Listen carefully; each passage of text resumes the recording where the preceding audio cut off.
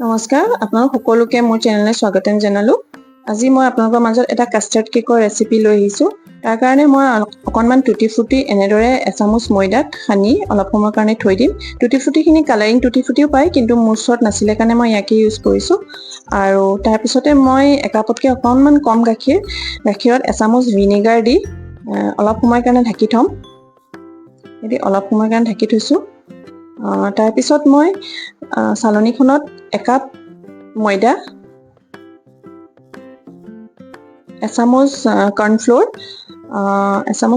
এচামুচ আপোনাৰ milk powder আৰু অকণমান বেকিং পাউডাৰ আৰু অলপমান বেকিং ছ'ডা আৰু কাষ্টাৰ্ড পাউডাৰ অকণমান দি গোটেইখিনি একেলগে চালি ল'ম। এনেদৰে চালি ল'লোঁ। চালি লোৱাৰ পিছত এইখিনি অলপমান মিলাই দিলোঁ গোটেইখিনি। তাৰপিছত ইয়াত মই আধা কাপ চেনি দি দিছোঁ।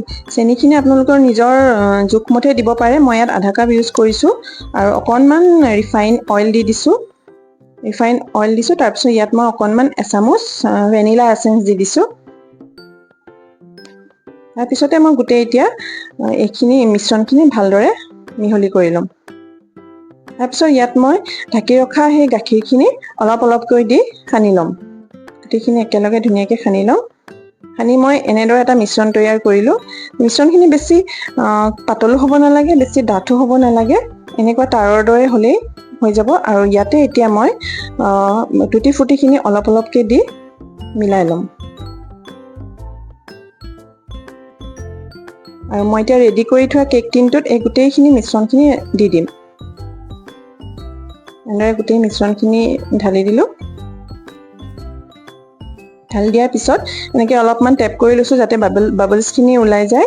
আৰু ইয়াৰ ওপৰতে এতিয়া মই অকণমান টুটি ফুটি দি সজাই লৈছোঁ।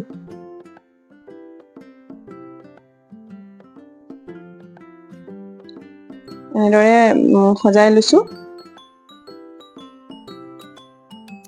তাৰপিছত এতিয়া মই অতিজিত 180 ডিগ্ৰী টেম্পাৰেচাৰত 30 মিনিটছৰ কাৰণে বেক কৰি ল'ম।